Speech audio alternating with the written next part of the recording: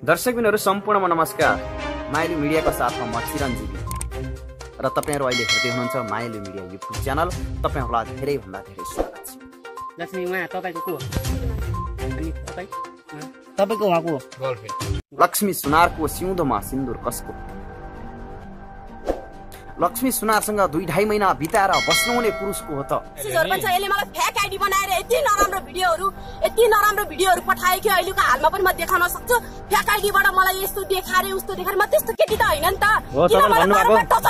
मैले उहाँसँग परमार छ त, झुटो नबोल्नु है। झुटो बोले हैन सर। अनि उहाँले एक्लै झुटो बोल्नु भएको होला त। ब्ल्याकमेल गर्नु पर्ने भयो उहाँलाई। हैन ब्ल्याकमेल हो, मेरो पेटमा बच्चा छ। नेपाल आउनले दबाई किन खाइदियो त? जबरजस्ती मुख च्यातेर दबाई खाऊ। मुख च्यातेर दबाई खाइदिन भन्छस्? मुख च्यातेर दबाई खादिनस् तैले? म त्यो हस्पिटलमा पनि लान सक्छु, चेक गरेको थिएँ। हैन जान सक्छु। तपाई हर कुरा किन झुटो बोल्दै हुनुहुन्छ चिरञ्जी? तपाईलाई लाज शरम छैन? अर्का छोराछोरी माथि त्यस्तो गर्न मिल्छ? हैन ल, म मान्छे हो कुरा। मलाई बिहे गरेकै थिएन भने मसँग 2.5 महिना के कारणले कोठामा बसी त नि? मसँग के मेरो इज्जत राख्नु गर्दिन ल हो? के कारणले? भोलिको दिनमा मलाई कसले केले मलाई स्वीकार राख्नु पर्छ कि? तपाईले दबाब दिएर राख्नु भएको छ। मैले दबाब दिएको छैन, फर्माट दिएको दबाब दिएको। अनि उ बोल्दो रहेछ, एकैचोटि मेसेज देखे मैले, उ बोल्नी रहेछ त। अनि मलाई किन दबाब दिनु त नि बारम्बार? तपाईहरुसँग बोल्नु मोरसँग फर्माट दिएको ल म बोलेको, म स्वीकार्न तयार छु के? स्वीकार। अझै पनि गर्लफ्रेन्ड हो? उहाँले तपाईको नाम कतै सिउँदो लाग्नु भयो नि? मेरो नाम कोइल। लक्ष्मी जी तपाईले हामीलाई किन ढाट्नु भयो? मैले ढाटेको हैन। त्यो सिउँदो किन लाउनु भयो तपाईले? 2 महिनासम्म अन्त कतै बसेर दिनहरु बिताउँदै समेत आइराख्नु भएको थियो। एउटा सम्बन्ध नै थिएन भने अहिले चाहिँ आएर किन त नि म यसलाई चिन्दिन, म यसको गर्लफ्रेन्ड मात्रै हो। यो मेरो बुढीले के कारणले बस्यो मसँग 2.5 महिना कोठामा? के सम्बन्धले बस्यो? ममा के सम्बन्ध थियो उसको भन्नु त? लक्ष्मी सुनार र सुमन भण्डारी बीचको प्रेम प्रसंग 2.5 वर्षसम्म झगडा परेर गयो खैरेनी हैन। उसले मलाई बोलायो, अनि त्यसपछि बोलाउँदा म गएँ हैन। गइसकेपछि 2 महिना सम्बन्धमा बस्ने भनेको उ पनि राजी खुसी हो नि त। म एक्लै बसेको नि त। आखिर लक्ष्मीको सिउँदोमा सिन्दूर कसको हो त? म कोसँग बोलेको, कोसँग हिँडेको, कोसँग बसेको म स्वीकार्न तयार छु। म त्यहीसँग जान पनि तयार छु ल हो भनी। यति कमेन्टहरु हेर्दा के पाइयो भने केटाको पनि इन्टरभ्यु हाल्नु पर्यो भनेर समेत कमेन्ट आइरहेको थियो। र आज हाम्रो टिम नवलपरासी जिल्ला पार गर्दै चितवन, मुगलिन, आफू खैरेनी, डुम्रे, कलेस्ती पार गर्दै दमौलीको ब्रिता भन्ने ठाउँमा आइपुगेका छन्।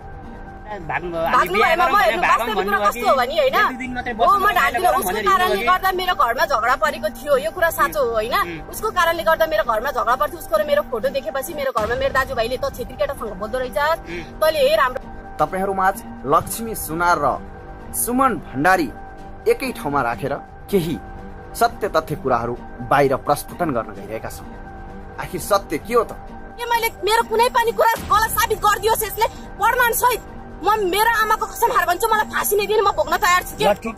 भिडियो अन्तिमसम्म हेरेर साइडमा रहेको बेल आइकन थिची मायालु मिडियालाई सब्स्क्राइब गर्न पनि नभुल्नु होला। र तपाईहरुको दिन आज सुखमय बितोस्। लागौं अब यहाँबाट। धन्यवाद। लक्ष्मी उहाँ तपाईको को हो? अनि तपाईको उहाँको गर्लफ्रेन्ड अझै पनि गर्लफ्रेन्ड हो? उहाँले तपाईको नाम कतै सिउँदो लाग्नु भयो नि त? मेरो नाम कोइल।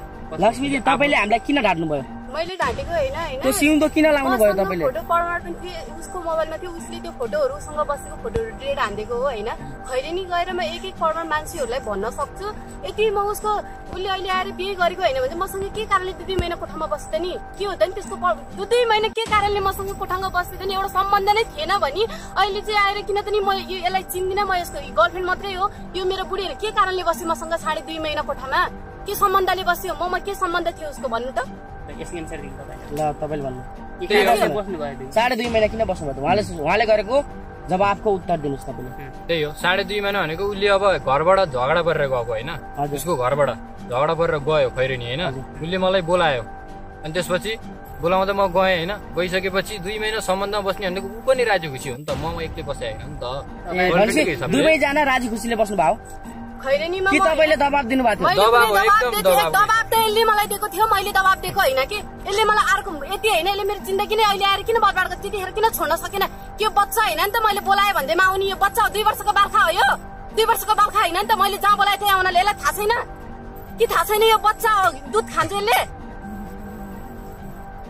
के हो सुमनजी? ल अब यसको जवाब दिनुस्। हजुर, बच्चा त हैन नि त। एकचोटी उलाई त्यतिसम्म भनिसकेपछि त मलाई ठुलो स्वर गरेर बोल्न नि आउँदैन हैन फ्याक्ट कुरा बोल्ने हो हैन ठुलो स्वर बोल्दैमा केही हुने हैन सत्य कुरा बोल्दैमा राम्रो हुने त्यही हो अब उसले अब मेरो डकुमेन्ट सबै राखिदिनी म त भइनस् भने मेरो घरकाले सपोर्ट गरेको छैनन् त गइस् भने म झुन्डेर मोर्दिन्छु यो सब गरिदिन्छु जति पनि छ नि सब गलत हो हैन उसले मलाई राति हेर्नु म त्यहाँ हिर्काएर चाचा रक्सी खाएर आएर हिर्काएर 4 घण्टा बेहोसमा आएर मोरी कि भनेर पानी हालिदिएर होसमा आउँदाखेरि म पुरै भिजेको हुन्थ्यो के उसले खाटमा लगेर राखिदिन्थ्यो मोरी कि भनेर उ गर्थ्यो त्यतिसम्म सहेर यसले 2.5 महिना मलाई किन युजरको तरिकाले हुन्थ्यो भने त मसँग 2.5 वर्ष छोड्दिन सक्दैन त मेरो जिन्दगी किन अहिले आएर बर्बाद गरिदियो त नि यसले त्यतिखेर छोड्न सक्थ्यो मलाई अहिले आएर बिहे गरेको छैन भन्छ अहिले आएर तपाईले छोड्नै दिनु भएन रे तपाईले दबाब दिएर नि एउटा बच्चा म कतै गएको बेला भागेर जान सक्दैन के बेला मैले समातेर त राखेको थिइन नि त म नसमातिने मेरो डकुमेन्ट समातेको म जे कसम हान्न सक्छु भोलि यो कुरा मैले झुटो साबित गरिदिए भनी हैन यसले जे सुनाइ भोग्नु पर्छ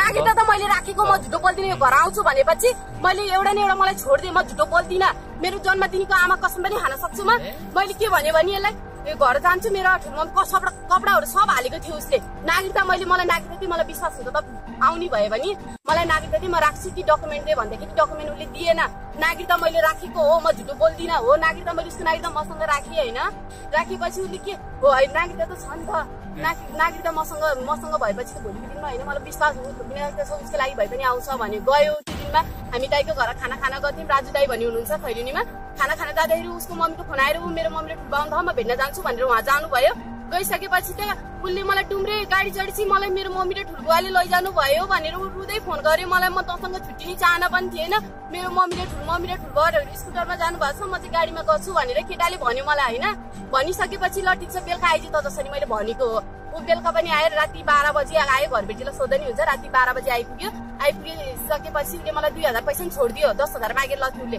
2000 पैसा छोडिसकेपछि कान्छु म भोलि आउँछु भोलि बिहान आउँछु त पुलिस चौकी जान्छु नि काम नगर भनेर उसले भन्यो मलाई ठिक छ अनि भोलिपल्ट मैले उसलाई के भन्यो भने मैले पुलिसमा मैले भनेको कुरा हैन मैले पुलिसमा दिइसके तेरो नागरिकता नि पुलिससँग छ भनेर मैले उसलाई भनेको कुरा हो मैले भनेको हो अनि ऊ भोलि म जाँदैछु अहिले डुम्रे भनेपछि ऊ दमौलीबाट डुम्रे आयो कि उसको फ्यामिली उसलाई पठाइदिएपछि ऊ आएपछि उसको मम्मीले मलाई फोनमा के भन्यो भने मेरो छोरा आएन तैँले मारेर फाल्दिस् भनेको थियो पहिला अनि पछि उसको मम्मीले के भन्यो भने के अरे मैले आएन भने त मलाई मेसेज गरेँ नि त तपाईँको छोराले 4 बजी म रुममा पुग्यो भनेर भनेपछि ऊ मम्मीको मोबाइलबाट मसँग बोलिसकेपछि के भन्यो भने म आउँछु त पुलिसहरूमा नजा अब हामी दुइटाले गरेको हामी इन्डिया जाने प्लान थियो होइन म ढाँट्दिनँ उसले भन्थ्यो मलाई इन्डिया लैजान्छु भनेर ठिक छ अब जे हुनु बिग्रियो नि त होइन म पनि त एउटा छोरी मान्छे एकचोटि बिग्रिसकेपछि कसैले मलाई भोलिको दिनमा स्वीकार्छ ल भन्नु तपाईँहरूले म त यतिसम्म आइसकेँ यति मेरो यति मैले होइन उसँग केही सम्बन्ध हुन्थेन भने म किन मिडियामा आउन पनि कारण के थियो म पुलिस चौकी धाउन पनि के थियो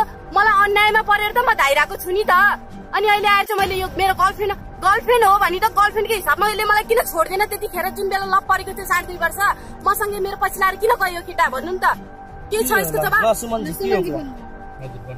उहाँले भनेको कुराहरु छ त्यही सबै झुटो उसले भनेको त तपाईले किन झुट बोल्नु भएको छ मैले कुनै पनि कुरा झुटो बोलेको छु भने मैले कुनै पनि कुरा झुटो यसले प्रमाण गर्न सक्यो भने मलाई फाँसी पनि दिए पनि म भोग्न तयार छु मलाई कानुनले जे सजाय दिन्छ म भोग्न तयार छु के मैले मेरो कुनै पनि कुरा गलत साबित गरिदियोस् यसले प्रमाण सहित म मेरो आमाको कसम हार भन्छु मलाई फाँसी नै दिनु म भोग्न तयार छु के ठीक छ तपाईले प्रमाण दिनु तपाई फाँसीमा जानु तपाईले प्रमाण देखाउनु त अब प्रमाण त मसँग भएको प्रमाणहरु सबै मोबाइल जफत गरेर लैदिछु मैले कहाँ देखाउनु प्रमाण मोबाइल छ होला नि तपाईसँग मोबाइल छ मैले कुनै पनि कुरा डिलिट गरेको छैन यसको मेसेजहरु पनि छ यसले मलाई फेक आइडी बनाएर यति नराम्रो भिडियोहरु पठायो कि अहिलेको हालमा पनि म देखाउन सक्छु फेक आइडीबाट मलाई यस्तो देखारे उस्तो देखारे म त्यस्तो केटी त हैन नि त किन मलाई बारबार टचर गरिरहन्छ यसले मैले मसँग प्रमाण छ त झुटो नबोल्नु है झुटो बोले हैन सर अनि उहाँले एक्लै झुटो बोल्नु भएको होला त गर्नुपर्ने भयो मलाई हैन ब्ल्याकमेल मैले किन गर्ने यस्तै हो ल हेर्नु भने तपाईले अहिले पछि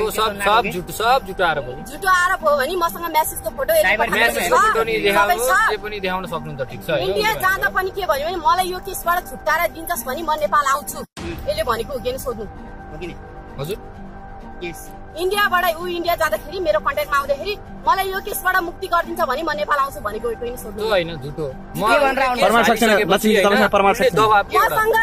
मसँग 13 पेटको बच्चा छ यो बच्चालाई के गर्ने हो मैले भनेको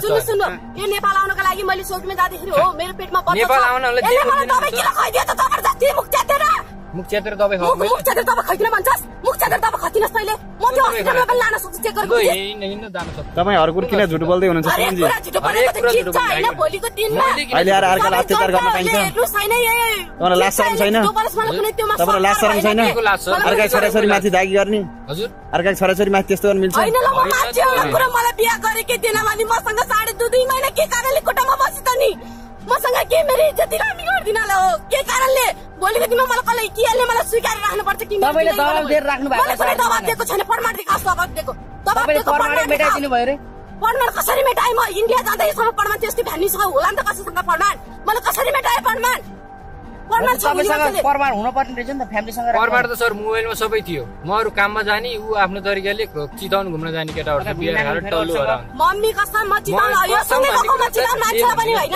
गएको बेला त दाइहरु पनि हुन्छ यससँगै म चिताउन चिजी घुम्न गएको त्यो फोटो पनि छ मसँग कुनै दिन म चिताउन गएको छैन म खैरेनीबाट उता कटेको छैन जाँदा त नि उसको साथमा हो उले मलाई कहाँ हिँड्न नदिने हिर्काउने कोहीसँग बोल्यो भने तेरो नाठो हो भन्ने कि उले आरोप लगाउने अरे ऊ बोल्दो रहेछ एक मेसेज देखेँ मैले ऊ बोल्ने रहेछ त मलाई किन जवाब दिने त नि बारम्बार मसँग प्रमाण देखाउँछु ल म बोलेको म स्वीकार्न तयार छु के स्वीकार्न तयार छु म मैले भने नि म स्वीकार्न तयार छु अरूसँग नि बोल्नुहुन्थ्यो अरे भन्नु हो म कोसँग बोलेर आउँछु म कोसँग बोलेको कोसँग हिँडेको कोसँग बसेको म स्वीकार्न तयार छु म त्यहीसँग जान पनि तयार छु ल हो भने यति जुन दिन तपाईहरु भाग्नु भयो हैन त्यतिखेर कस्तरी भाग्नु भयो उसको कारणले गर्दा मेरो घरमा झगडा परेको थियो यो कुरा साँचो हो होइन उसको कारणले गर्दा मेरो घरमा झगडा पर्थ्यो उसको र मेरो फोटो देखेपछि मेरो घरमा मेरो दाजुभाइले त छेत्री केटासँग बोल्दो रहेछ